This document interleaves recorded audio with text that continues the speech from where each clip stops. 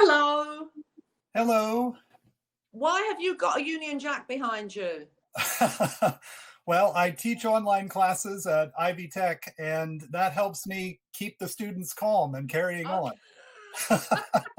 Now, do you know the story behind that whole keep calm and carry on thing?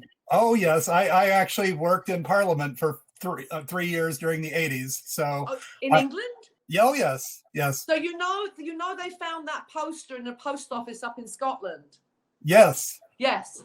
And that Yeah, post office, and people kept asking, I know, it was brilliant. It's a brilliant story. So what do you teach? I teach astronomy at Ivy Tech Community College in Bloomington.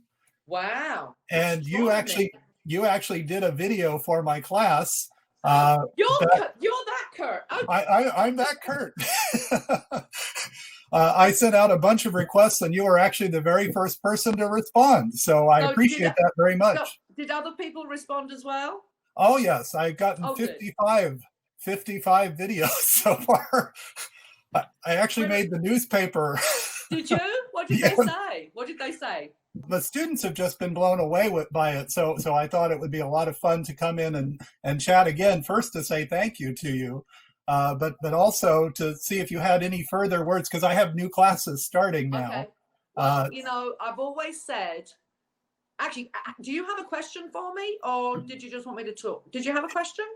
If you want to talk, I don't want to interrupt you. If you have a question, that gets priority. If you have a question to me yakking, because getting me to shut up is the problem, not getting me to. So go ahead.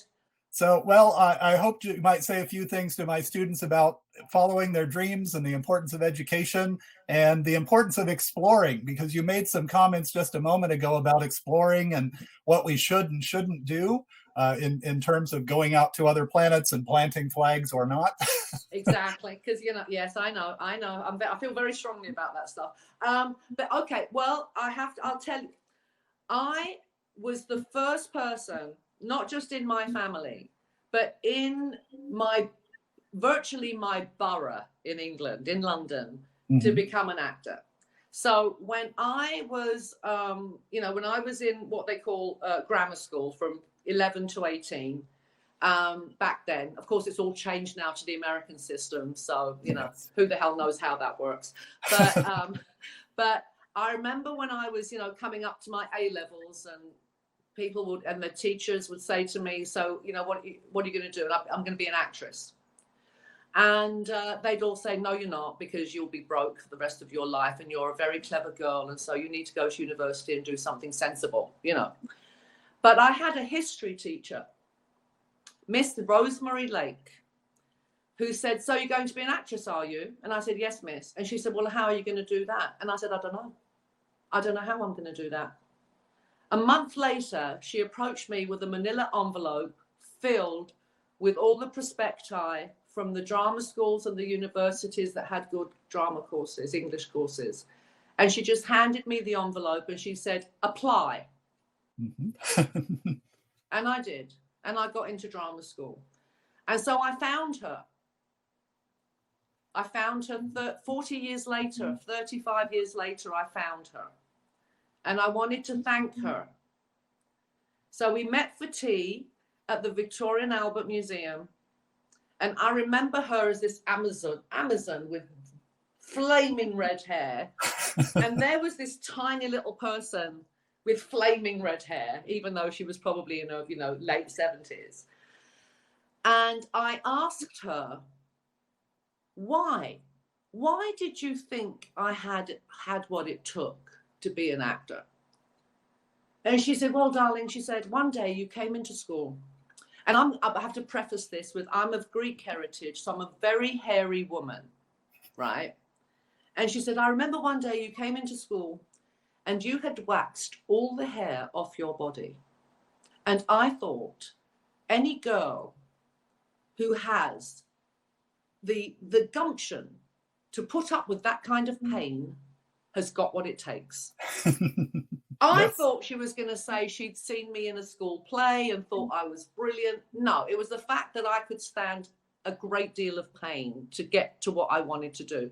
So a teacher the point of my story is that, Kurt, you sound to me like one of those teachers.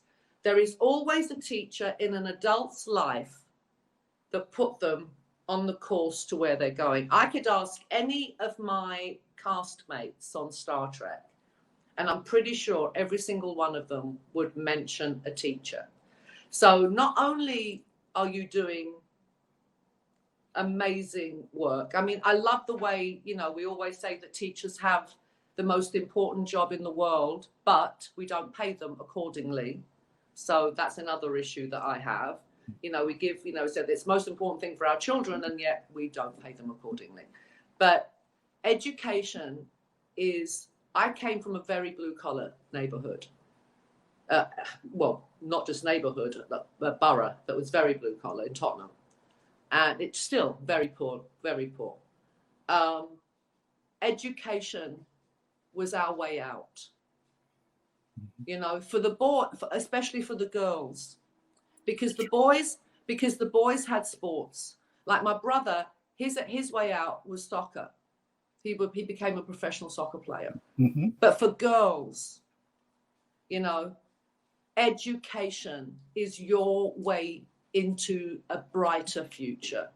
Sure. So do your homework, stop whinging, get the grades, because I know it's a pain in the butt now, but when you're my age and you look back and you go, thank goodness I went to a good school, because I could have ended up in prison, I could have ended up dead. Sure, sure.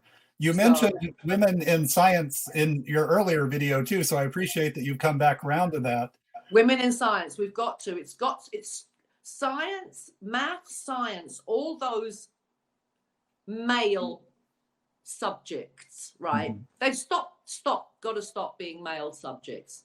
We've all, you know, our brains work differently emotionally, but they don't work differently as far as learning is concerned. So there's no reason why there should be this dichotomy between men and women doing science. So girls, I want you all to do science and math and gallop in those roles. And now, of course, if you're a woman of color, you can become vice president. Yes, that's isn't that a wonderful? Isn't that a wonderful thing that those young Black girls can now say, "Look what's possible for me." Sure. Well, you'll be happy to know 8 out of 10 of my students in Earth Science this semester were female, were women. So I was good for you, Kurt. Good for you, Kurt. It's been an honor talking to you, my darling. Thank you so much, and keep doing the great work that you're doing. Oh, thank you. And thank you for being there for my students too. They'll just love it. Bye. Thank you. Bye-bye.